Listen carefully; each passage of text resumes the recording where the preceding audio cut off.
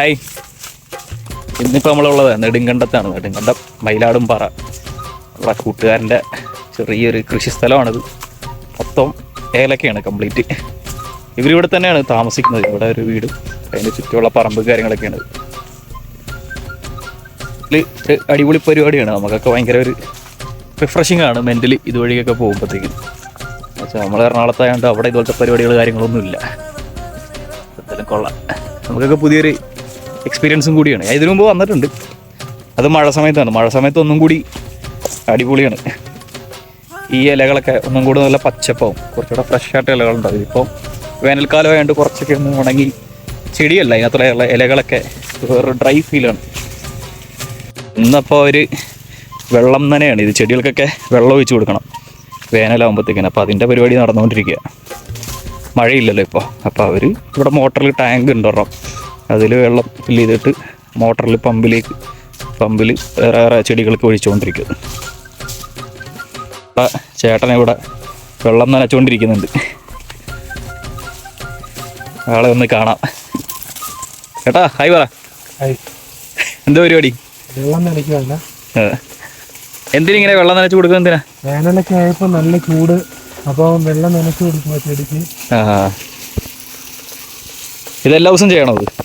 നമ്മളൊരു 2 ദിവസം ഗ്യാപ്പൊക്കെ നനച്ച് കൊടുക്കുന്നുണ്ട്. ഓക്കെ. ഇതിപ്പം വിളവെടുപ്പ് കഴിഞ്ഞാണല്ലോ ഓക്കെ. ഈ അടുത്ത് ഇവര് ചെറുതായിട്ട് ഇതിന്റെ വിളവെടുപ്പ് കാര്യങ്ങളൊക്കെ ചെയ്തതാണ്. അതാണ് ഇപ്പം ഇതിനകത്തൊക്കെ ശരം കുറവ്. ശരം എന്നാണ് ഇതിന് പറയുന്നത്. അപ്പം അതാണ് ഇപ്പോൾ ഇതിനകത്ത് ശരം കുറവ്. അല്ലെങ്കിൽ ഇതിങ്ങനെ നിറഞ്ഞ് കംപ്ലീറ്റ് ഇതിങ്ങനെ കായായിട്ട് കിടക്കുന്നത്. അപ്പോൾ ഇനി ഒരു തവണ കൂടെ എടുക്കാനുണ്ടത്. ഈ അടുത്തുണ്ടാവില്ല, കുറച്ച് ദിവസം കൂടെ കഴിഞ്ഞിട്ട് ഇതിൻ്റെ പരിചരണവും കാര്യങ്ങളെല്ലാം കഴിഞ്ഞിട്ട് ചെയ്യും. പുതിയ എന്താണ്? പുതിയ ശരവും വരുന്നുണ്ട്. ശരി. അപ്പോൾ ഇത് ഈ ഒരു തണ്ടുണ്ടല്ലോ, ഈ തണ്ടിന് പറയുന്നതാണ് ശരം എന്ന് പറയുന്നത്. ഇതൊക്കെ ഓരോ ശരമാണ്, ഈ ഓരോ തണ്ടുകൾ. അപ്പോൾ അതിൻ്റെ ഉള്ളിൽ വരുന്ന ഇതിന് കായെന്ന് പറയുന്നത്. അപ്പോൾ ചേട്ടാ ഇതല്ലേ ഏലക്കാന്ന്. അപ്പോൾ ഇതിൻ്റെ പരിപാടി എങ്ങനെ? ഇത് നിങ്ങൾ കുറച്ചുകൂടെ മൂക്കുമ്പോൾ ഇത് പറിക്കും അല്ലേ? പറിച്ചിട്ട് നിങ്ങൾ എന്താ എവിടെ കൊടുക്കുന്നത്? സ്റ്റോറിൽ ഉണങ്ങാൻ കൊടുക്കും. ഉണക്കിയ നമ്മൾ മലഞ്ചരക്ക് കടകളിൽ പോവുക, അവിടെ കൊടുക്കുകയാണ് ചെയ്യുന്നത്. അവർക്ക് നേരിട്ട് കൊടുക്കുകയാണോ ചെയ്യുന്നത്? വേറെ ഡീലേഴ്സ് അങ്ങനെ നമുക്ക് പരിചയമുള്ള ആൾക്കാരുണ്ട്, വർഷങ്ങളായിട്ട് കൊടുക്കുന്നത്. അതെ. അവർക്ക് നേരിട്ട് കൊടുക്കുമ്പോൾ നമുക്ക് ന്യായമായ വിലയും കിട്ടാറുണ്ട്. ഓക്കെ. ഇപ്പൊ എന്തുണ്ട് ഏകദേശം റേറ്റ്? കുറച്ച് വില കുറഞ്ഞു, 2310 ആ ഒരു റേഞ്ചിലാണ് പോയിക്കൊണ്ടിരിക്കുന്നത്. ഇതിന് മുമ്പത്തെ എത്രയായിരുന്നു റേറ്റ്?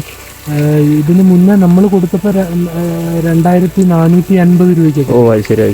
അതെങ്ങനെ കിലോ ആണോ? ഈ ഡ്രൈ ആയിട്ടുള്ളതിന്റെ kg ആണോ? ഉണക്കിയതിന്റെ. ശരി. ചേട്ടാ അപ്പോൾ ഒരു ഡൗട്ട്, ഇതിപ്പോ ഇങ്ങനെ ഉണക്കി കഴിയുമ്പോഴേ ഇതിന്റെ ഒരു തൂക്കം കുറയൂലേ? തൂക്കം കുറയും. അപ്പൊ അതിന്റെ ആ തൂക്കത്തിനുള്ള റേറ്റ് ആണോ ഈ പറഞ്ഞത്? പച്ചയായിട്ടുള്ള ഇപ്പൊ നമ്മൾ പച്ചയ്ക്ക് കൊടുക്കുവാണെങ്കിൽ ഇപ്പൊ 450 രൂപ 500 രൂപ കിട്ടും. അത് ഉണക്കി കൊടുക്കുവാണെങ്കിൽ നമുക്ക് ഒരു 2450 രൂപ റേഞ്ചിൽ 350 300.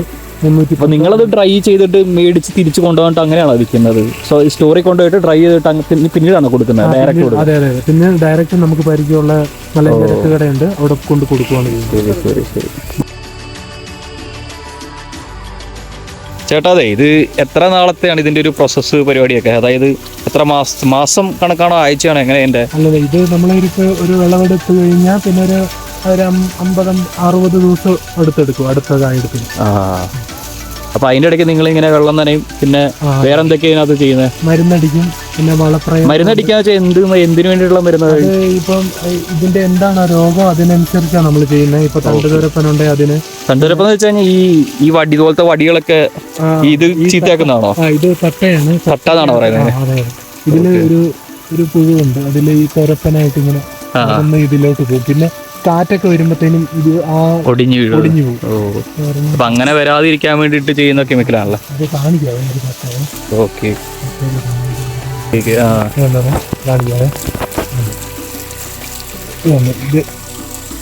ഇതിങ്ങനെ ഇത് ഹോള് പോലെ ആക്കുക. എന്നിട്ട് ഈ കാറ്റൊക്കെ വരുമ്പോ ഈ ഇവിടം വെച്ച് ഒടിഞ്ഞും പോവും, പിന്നെ കേട് വരുക.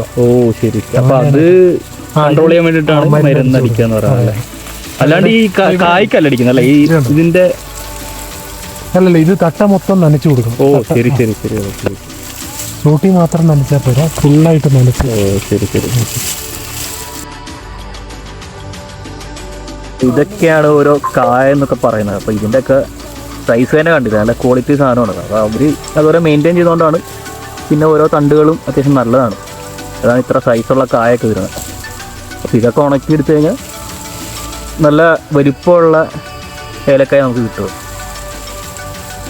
അപ്പോൾ ഇതൊക്കെയാണ് ഇവിടുത്തെ ചെറിയ ചെറിയ വിശേഷങ്ങളും ഇവരുടെ പരിപാടിയും കാര്യങ്ങളൊക്കെ. ഇതിപ്പോൾ ഞാൻ ചെറിയൊരു സംഭവം മാത്രമേ നിങ്ങളോട് പറഞ്ഞിട്ടുള്ളൂ, അല്ലേ കാണിച്ചു തന്നിട്ടുള്ളൂ. ഇതൊന്നും അല്ല ഇവിടെ നടക്കുന്നത്.